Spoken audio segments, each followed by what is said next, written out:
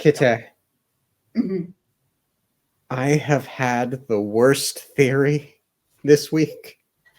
I don't want to hear it. I'm done. But I have to. Okay. I'll be brave. Tell me. If it's not clubs, it's Mm-hmm. Orasur Okay. because of that one line. I'm sorry I didn't warn you about the fur, mistress, how long it would take, mistress. And then Vin is like, you did actually tell me.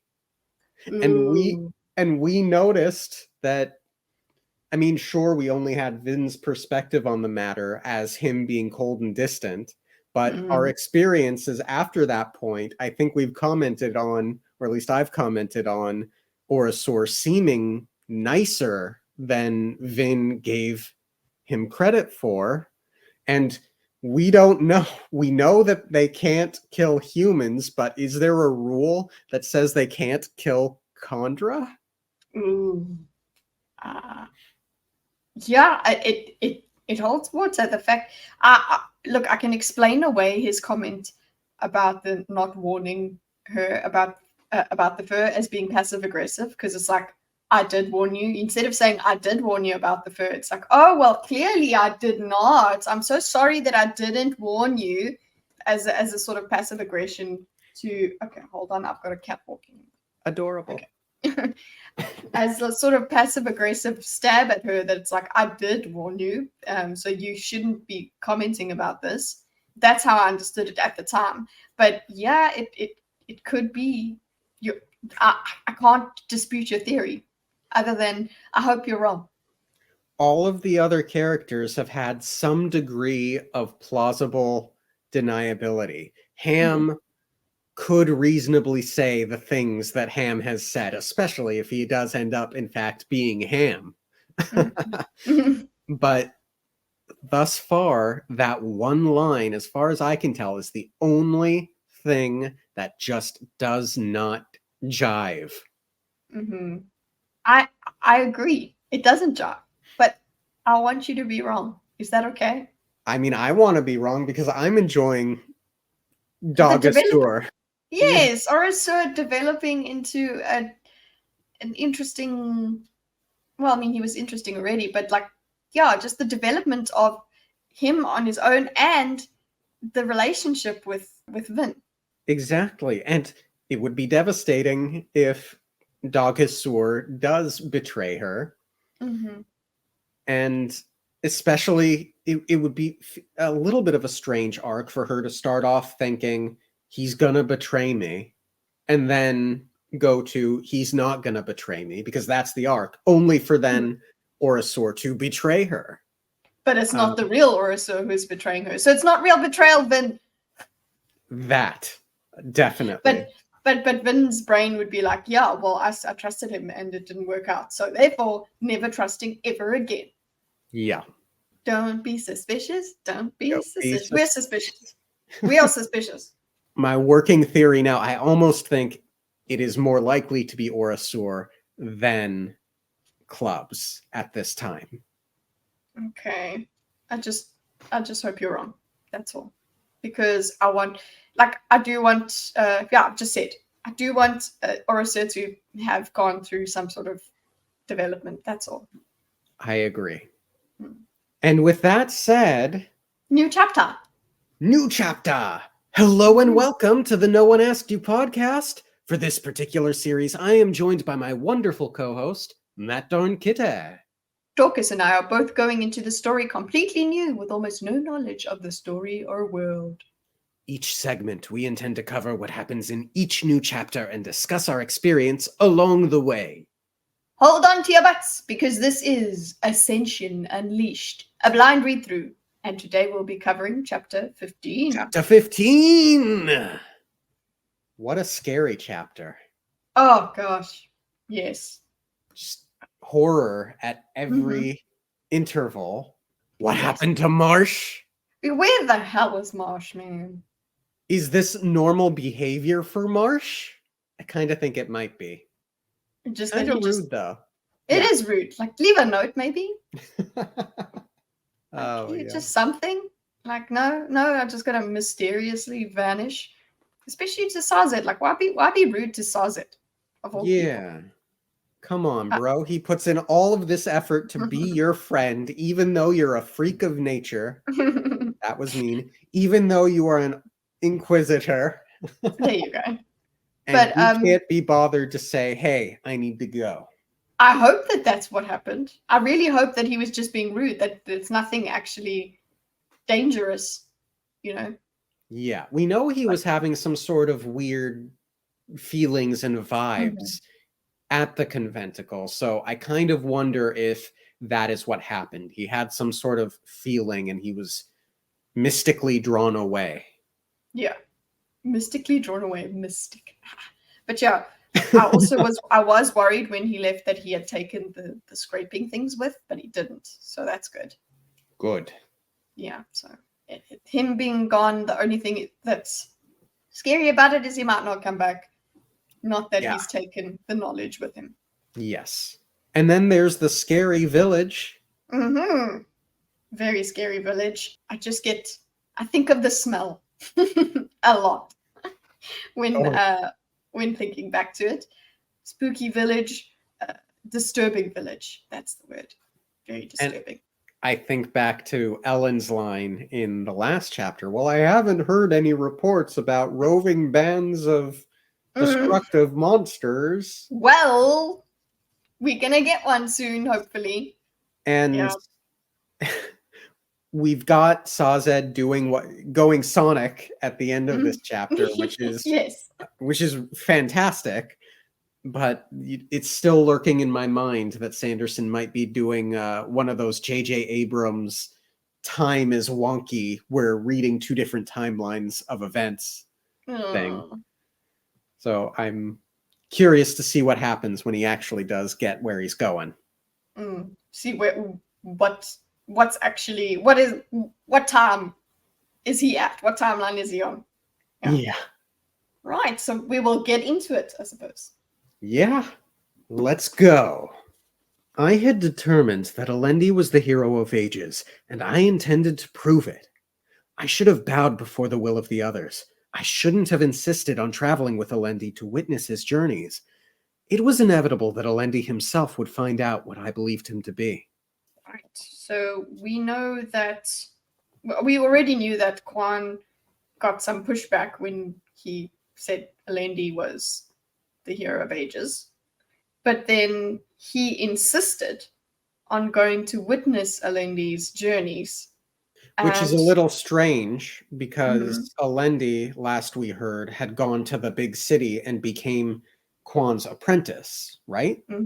Yeah. So how much journeying is this kid doing?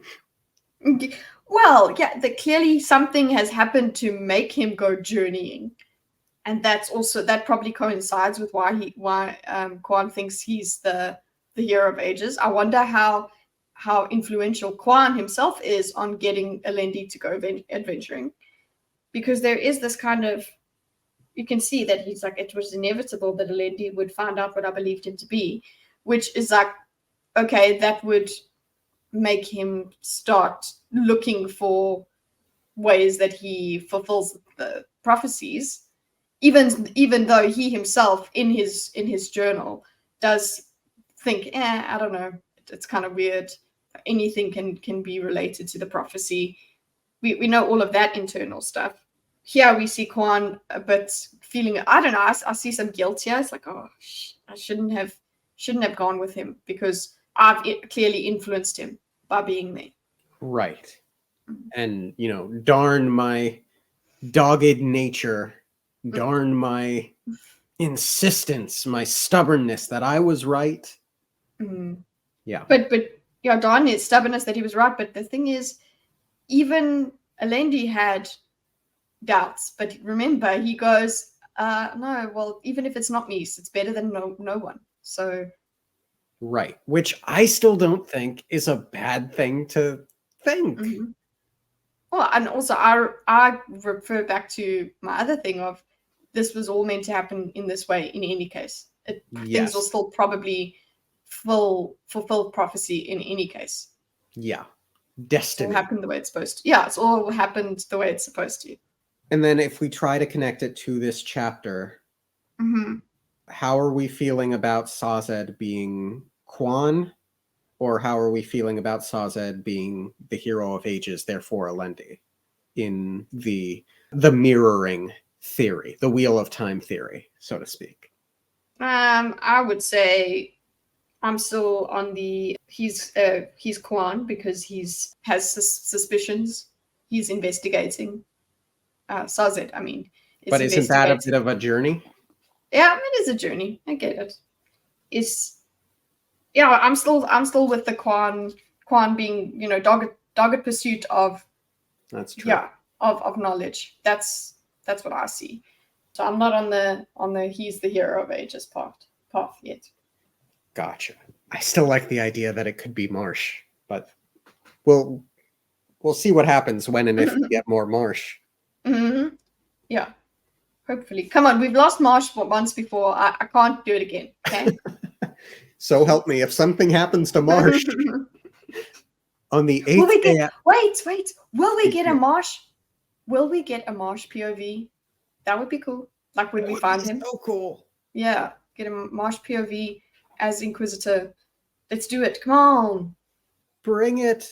Please. I want to learn from Marsh why he hated the Inquisitors so much. On the 8th day out of the conventicle, Sazed awoke to find himself alone. He stood pushing off his blanket and the light film of ash that had fallen during the night. Marsh's place beneath the tree's canopy was empty, though a patch of bare earth indicated where the Inquisitor had slept. Sazed stood, following Marsh's footsteps out into the harsh red sunlight. The ash was deeper here, without the cover of trees, and it had been blown into drifts. Sazed regarded the windswept landscape. There was no further sign of Marsh. Sazed returned to camp. The trees here, in the middle of the eastern dominance, rose twisted and knotted, but they had shelf-like overlapping branches, thick with brown needles. These provided decent shelter, though the ash seemed capable of infiltrating any sanctuary. So they're pine trees? Overlapping branches. They don't have needles. I don't think he didn't mention needles. Nah. Shelf-like. Twisted. Palm trees aren't twisted. Anyway. So Marsh is gone. Yep. No, we got. Look, he did sleep. No sign of a struggle, as far as I can tell. Yeah, he had just footsteps and just walked off. But yeah, there's no footsteps of someone else like coming to get him. But yeah, very mysterious. Yep. Sazed made a simple soup for breakfast. Marsh did not return. Sazed washed his brown travel robes in a nearby stream. Marsh did not return. Sazed sewed a rent in his sleeve, oiled his walking boots, and shaved his head. Marsh did not return. Sazed got out the rubbing he'd made in the conventicle, transcribed a few words, then forced himself to put the sheet away. He worried about blurring the words by opening it too often or by getting ash on it. Better to wait until he could have a proper desk and clean room. Marsh did not return. I really liked the repetition of that line. The meme came to mind of from Narcos, where he's just the guy standing by the pool and sitting on the bench, just waiting. Yeah. Yeah, just I did like that. That was great writing, and I agree. That rubbing thing is very important. You know what? Good. Wait until you're in a clean room, and I'm like, we need some setting spray. Let's just make sure everything stays the same. That's very important. So yes. And again, just very happy that Marsh, I don't know, didn't take it with him or something, because there's nefarious details in there. Yeah. And so help me if you didn't make a backup, Sazed. Yeah. Hello? It sounds like he didn't. Also, I think he waited long enough. Don't you think? I think he that's a reasonable amount of time to wait, because you stay put, because you're like, oh, well, listen, I can't really follow. I don't know where he's gone. I'm staying for a while. I stood and waited. It's like, I got places to be. So, you know what? He'll catch up. He can find. And And noteworthy, he doesn't feel like he needs to go looking for Marsh. He feels instead that he can just continue on his journey. Yeah, he doesn't give us much, well, his POV doesn't give us much about worrying about Marsh. It's just like, oh well, he's gone. Okay. Well, I must continue in any case. So, which is true. He must continue. He can't panic about this. He has to go. Right.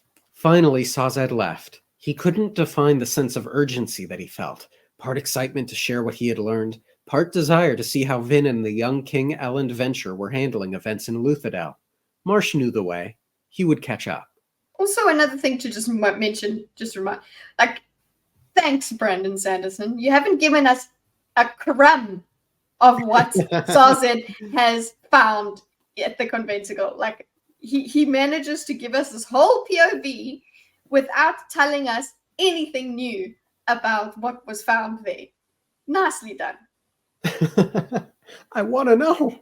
I want to know, but it's like, nope, he's not letting us. Not yet. Sorry for you. Drip, drip, drip. Sazed raised his hand, shading his eyes against the red sunlight, looking down from his hilltop vantage. There was a slight darkness on the horizon, to the east of the main road. He tapped his geography copper mind, seeking out descriptions of the eastern dominance. The knowledge swelled his mind, blessing him with recollection. The darkness was a village named Urbene. Urbene? Urbane? Urbane? Urbane. The darkness was a village named Urbene. He searched through one of his indexes, looking for the right gazetteer. The index was growing fuzzy, its information difficult to remember, which meant that he'd switched it from Coppermind to memory and back too many times. Knowledge inside a Coppermind would remain pristine, but anything inside his head, even for only a few moments, would decay. He'd have to rememorize the index later. This we could assume, yes? Yeah, that's we just wanted. It's actually a confirmation on how this actually works. Like, once it's in his mind, what happens to it? It does fade. Okay, cool. Right. Yeah. And presumably, like, once something is learned repeatedly, it becomes instinct. Like, we don't necessarily forget how to read or tie our shoes, right? But that's still learned. So it speaks to, I think, just how much memorization the keepers will put into memorizing something before transferring it to the Coppermind. It's not so much that it becomes unforgettable. It's presumably a serviceable amount. Yeah, it's like working memory. It has to be in working memory, and then because they just can't hold. They literally cannot hold all of that information in their minds. Yes. And fortunately, Sazed does think later on that they have backups of these things. So that's smart. Yeah, they've got logistics. They've just got ways. They've continued for. Yeah, exactly. It's just a way that they do. Keepers be keeping. He found what he was looking for and dumped the right memories into his head. The gazetteer listed Urbene as picturesque, which probably meant that some important nobleman had decided to make his manor there. The listing said that the Ska of Urbene were herdsmen. I liked that line about picturesque. Very funny. Yeah, great. Very picturesque town. And then also just considering what we see later as well, very picturesque. I've got another word in my head that ends with esque. Grotesque. Grotesque is the word. Indeed. Sazed scribbled a note to himself, then redeposited the gazetteer's memories. Reading the note told him what he had just forgotten.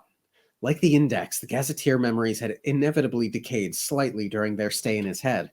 Fortunately, he had a second set of Copperminds hidden back up in Terrace, and would use those to pass his knowledge on to another keeper. His current Copperminds were for everyday use. Unapplied knowledge benefited no one. I loved that line. Yeah, it's a great one. That is so Sazed. So Sazed. He is the greatest, okay? Like, I know that we are liking our other keeper lady, but he's still my favorite. Yeah. Such a scholar. Such a nerd. He shouldered his pack. A visit to the village would do him some good, even if it slowed him down. His stomach agreed with the decision. It was unlikely the peasants would have much in the way of food, but perhaps they would be able to provide something other than broth. Besides, they might have news of events at Luthadel. Well, they certainly have some food other than broth for the eaten. I wouldn't eat any, but... Yes, I did have a look. Just, that knowing now, you just go, ooh. Oof. And yeah, they've got news of events in Luthadel. This makes me actually wonder, I would be so paranoid. What am I going to find in Luthadel if this is what I'm finding out there? Ooh. Yeah. He hiked down the short hill, taking the smaller eastern fork in the road. Once there had been little travel in the final empire. The Lord Ruler had forbidden Ska to leave the lands of their indenture, and only thieves and rebels had dared disobey. Still, most of the nobility had made their livings by trading, so a village such as this one might be accustomed to visitors. Sazed began to notice the oddities immediately. And of course, at this point, the hair on the back of my neck was standing up. Mm-hmm. Goats roamed the countryside along the road unwatched. Sazed considered, then dug a coppermine from his pack. He searched through it as he walked. One book on husbandry claimed that herdsmen sometimes left their flocks alone to graze, yet the unwatched animals made him nervous. He quickened his pace. At this point, I was like, is this going to be another insight into what has happened without... Okay, it is an insight into what happens without the Lord Ruler. But I was more thinking about politically, not actually in terms of the deepness and things like that. Right. I was thinking... and armies and raiders. Yes, that's what I was thinking about. And thanks for the shocker that comes along. Yeah, it ends up being much darker than that. Mm-hmm.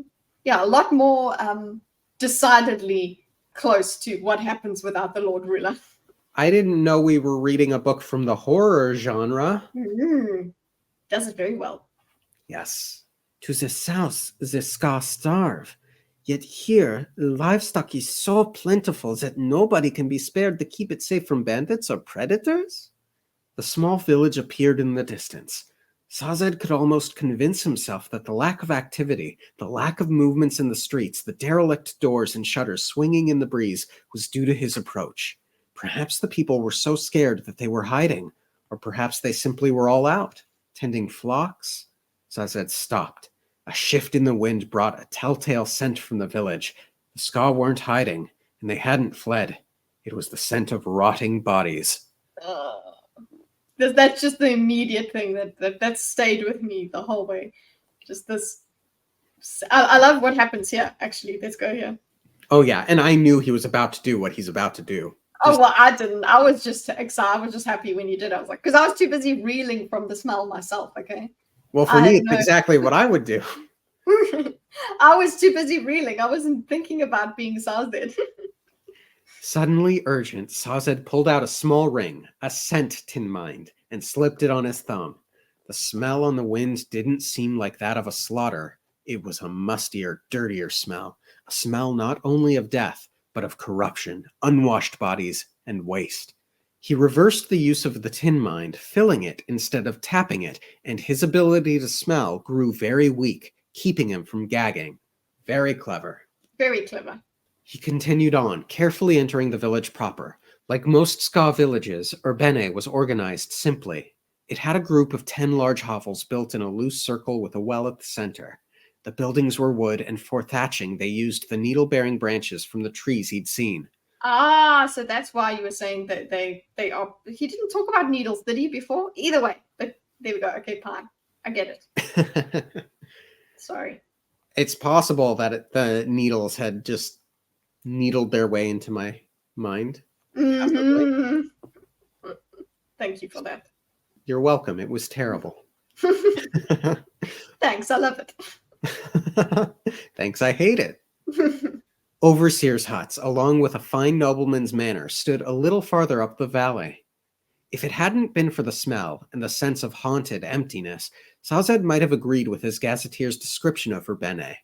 For Ska residences, the hovels looked well-maintained, and the village lay in a quiet hollow amid the rising landscape. It wasn't until he got a little closer that he found the first bodies. They lay scattered around the doorway to the nearest hovel, about half a dozen of them. Sazed approached carefully, but quickly saw that the corpses were at least several days old. He knelt beside the first one, that of a woman, and could see no visible cause of death. The others were the same. Nervous, Sazed forced himself to reach up and pull open the door to the hovel. The stench from inside was so strong that he could smell it through his tin mind. Oh, wow, that's great. That was great that we had the tin mind. He established that we have brought the, very clever, he brought the scent down, but this, it's still bad even through this dulling mechanism. Yep, it is that much stronger. Mm. The hovel, like most, was only a single chamber. It was filled with bodies. Most lay wrapped in thin blankets. Some sat with backs pressed up against the walls, rotting heads hanging limply from their necks. They had gaunt, nearly fleshless bodies with withered limbs and protruding ribs. Haunted, unseeing eyes sat in desiccated faces. These people had died of starvation and dehydration. Sazed stumbled from the hovel, head bowed. He didn't expect to find anything different in the other buildings, but he checked anyway. Good, methodical Sazed, meticulous Sazed. Make no assumptions, Sazed. Yes, and be thorough. He saw the same scene repeated again and again. Woundless corpses on the ground outside, many more bodies huddled inside. Flies buzzed about in swarms, covering faces. In several of the buildings, he found gnawed human bones at the center of the room. And reading through this had my mind wondering, what will this do to the Kelsier religion? Because if Kelsier's thing is, I am the mists, you don't need to fear the mists. Uh-oh. Right? But then I started thinking, well, there's, again, I'm not an expert on Jesus or the Bible, but isn't there like the loving Jesus, and then there's the retribution Jesus, right? Yeah, there is an angry Jesus at some point, yes, and there is the vengeful God of the Old Testament versus the loving one of the New Testament. So that's still around. But Jesus himself, yes, did express anger and did have. So in theory, this could cause the Kelsier religion to be like, guys, Kelsier's angry. He wants us to do something. That's what happens with religion as well. That people they put their own meanings on things, so they can I can see those people that we experienced in that chapter with Vin going, oh, why is Kelsier mad at us? What did we do? Tell us, Vin, kind of thing, you know? Yeah. So that makes sense. But at the same time, if you're not afraid to go out in the mists, and the mists are coming during the day and it's killing people, then that could be a blot on the Kelsier religion PR. Mm-hmm. And okay, fine. Then I suppose we don't need the Kelsier religion. We need them to believe in Kelsier as a person the way the crew does. Yes, and in theory, the function of the Kelsier religion was to get them to overthrow the Lord Ruler, and that has been accomplished. So I doubt that Kelsier is actually losing any sleep, rolling in his grave over the potential end to the religion that he started. Yeah, exactly. That was not the Kelsier being a god was not the end. Was not the purpose of that. It was to get the Lord, for them to believe in something other than the Lord Ruler or other than nothing.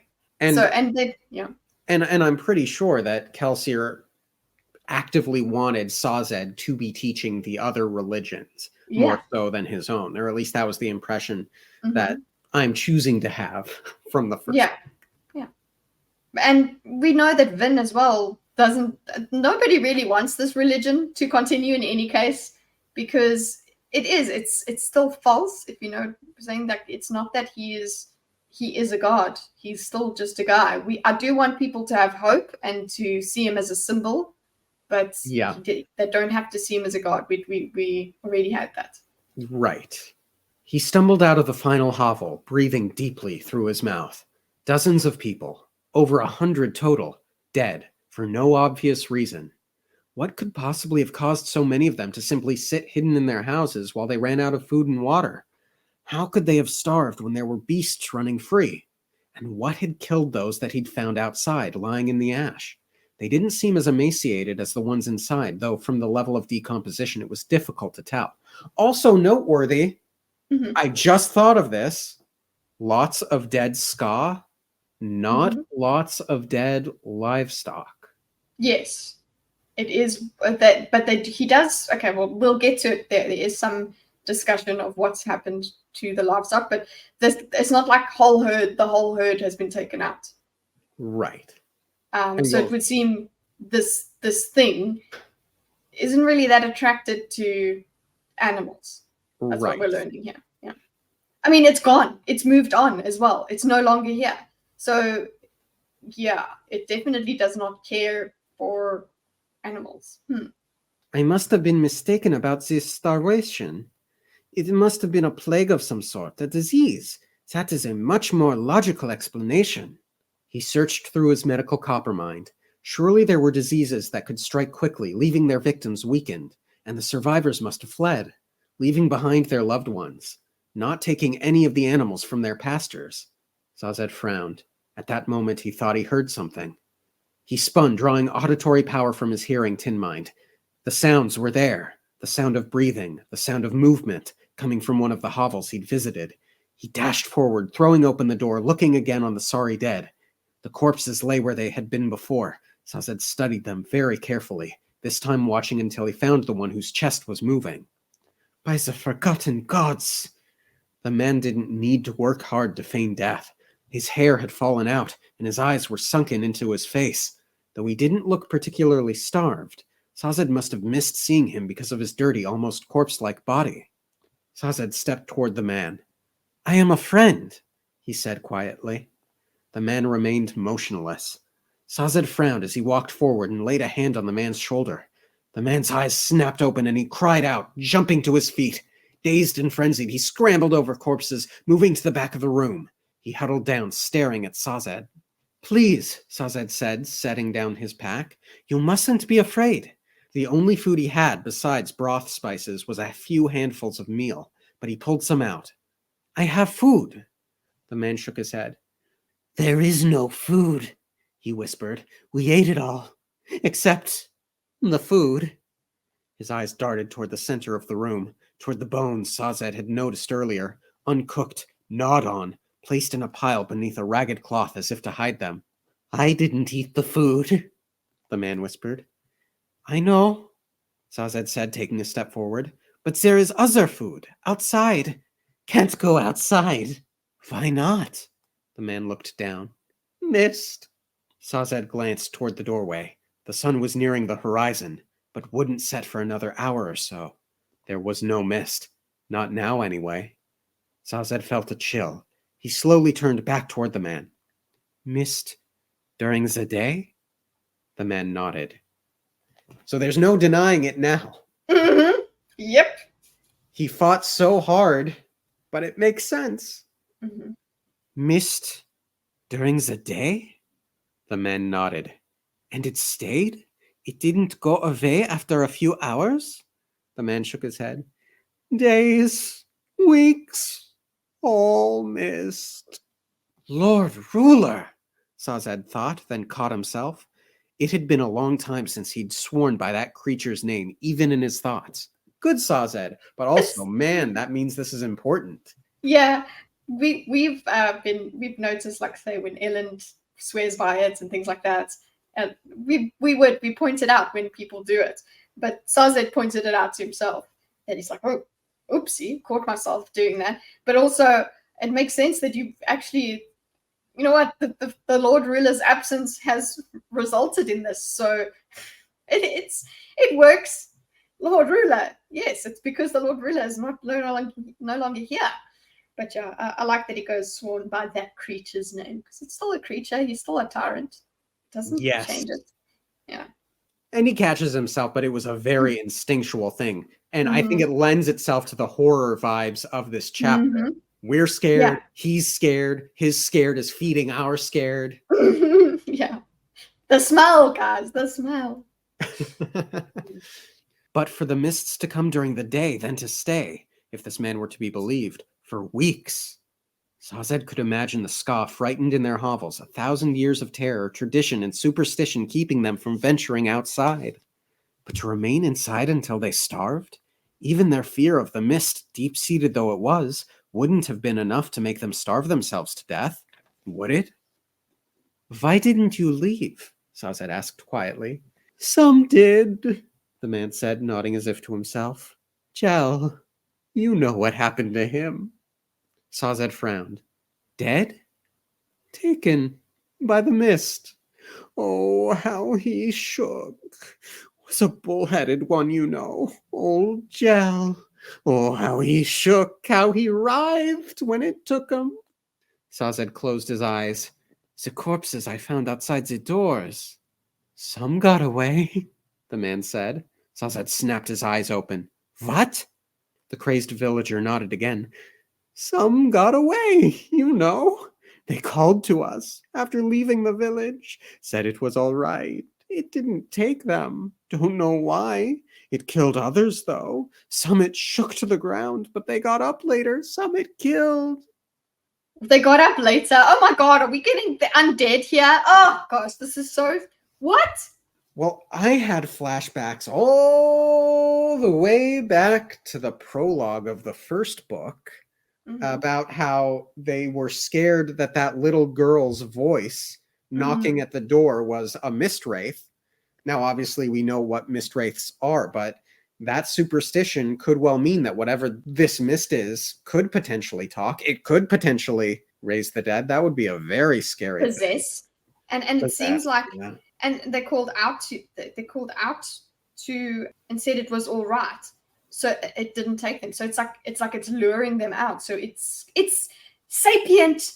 It's got, you know, it's got motives. It takes over. Some it takes over and some it doesn't. Yes.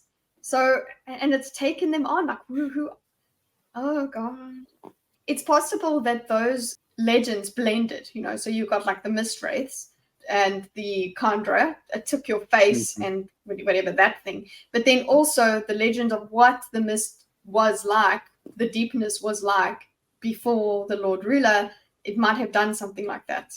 So yeah, that's plausible. Now, conversely, what if it is genuinely like selective in who or what it kills? What if it's going after Allomancers only? Because clearly the mist thing didn't have a problem attacking Vin, and we don't know if old Jed from the previous chapter I did consider that. Had the Allomancer gene, or maybe it's just going after folks with the letters J-E. Jel, old Jed. Yeah, maybe. No, but really, that is, I really did think that the first read through, I was going, is it because they've got allomancy or something, some gene? I also did think of that. Like, what is the differentiating factor?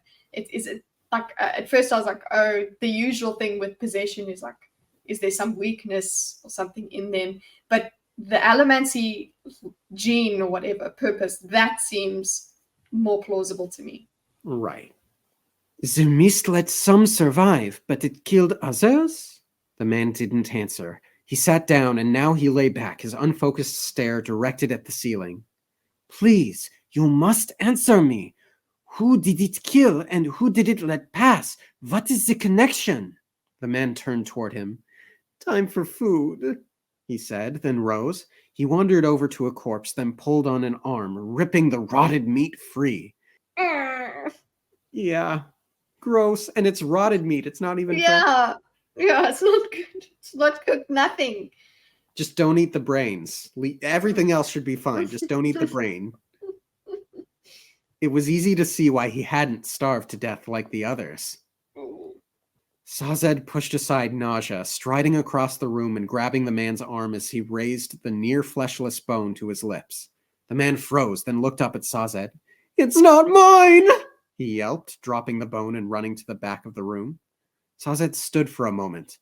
I must hurry. I must get to Lusadel. There is more wrong with this world than bandits and armies.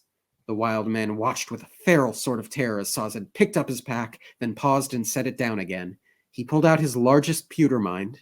He fastened the wide metal bracer to his forearm, then turned and walked toward the villager. No! The man screamed, trying to dash to the side. Sazed tapped the pewter mind, pulling out a burst of strength. He felt his muscles enlarge, his robes growing tight. He snatched the villager as the man ran past, then held him out, far enough away that the man couldn't do either of them much harm. Then he carried the man outside the building. Well, at least he's helping the guy instead of just leaving him. That's a nice thing. Yeah, but also he doesn't have time to explain to this guy, so he's just like, you know what? I'll just show him. I like that. It's what you've got to do in that situation. Mm-hmm. Yeah, he's like, okay, you know what? This is. He thinks, oh, I don't have time. I've got to get to Lutherdale. Okay, but I still need to find out what's going on here. Cool. Let's take the crazy man outside. Yeah. The man stopped struggling as soon as they emerged into the sunlight. He looked up as if seeing the sun for the first time. Sazed set him down, then released his pewter mind. The man knelt, looking up at the sun, then turned to Sazed. The Lord Ruler, why did he abandon us? Why did he go? The Lord Ruler was a tyrant. The man shook his head. He loved us. He ruled us. Now that he's gone, the mists can kill us. They hate us. Then, surprisingly adroit, on this episode, Adroit Watch, the Maladroit spin-off series. The prequel, yeah. Then, surprisingly adroit, the man leapt to his feet and scrambled down the pathway out of the village. That was our second adroit, by the way, I think. Mm-hmm. Mm-hmm. Sazed took a step forward, but hesitated. What would he do? Pull the man all the way to Luthadel? There was water in the well, and there were animals to eat. Sazed could only hope that the poor wretch would be able to manage. Sighing, Sazed returned to the hovel and retrieved his pack. On his way out, he lingered, then pulled out one of his steel mines. Steel held one of the very most difficult attributes to store up, physical speed. He had spent months filling this particular steel mine in preparation for the possibility that someday he might need to run somewhere very, very quickly. He put it on now. Yep, I think that's a good time to do it. I think this is worthy. Yeah, he definitely needs to be rushing. Agreed. Sonic mode. Activate. Yeah. That's the chapter. Excellent chapter. Very scary. Very scary, very well written. But you know what? I wonder if when will this come out? Will this come out around Halloween? No, it won't be. It'll be before Halloween. But hey, it's Halloweeny. It'll be within the vicinity. Yes, it's in spooky season, so it works out. Yeah. I really hope the next chapter is Sazed getting there. Yes, please. We need clarity. Yeah. This whole timey-wimey. And anything else to say on it? Also, no. One more thing for the Wheel of Time people. I got Bubble of Evil vibes. So in Wheel of Time, there was the Dark One. He's kind of, his prison is weakening, right? So he's touching the world more and more. And there are these things that are conceptualized as bubbles of evil touching the pattern. And there are villages and things like this in the Wheel of Time where it's just things that are disturbing happen. So I'm getting that vibe. So just for the Wheel of Time people, I know, right? That's all I needed to add to this. Excellent. Well, thanks for tuning in, everyone. Have a wonderful week. Hey, thanks. Bye. Okay, thanks. Bye.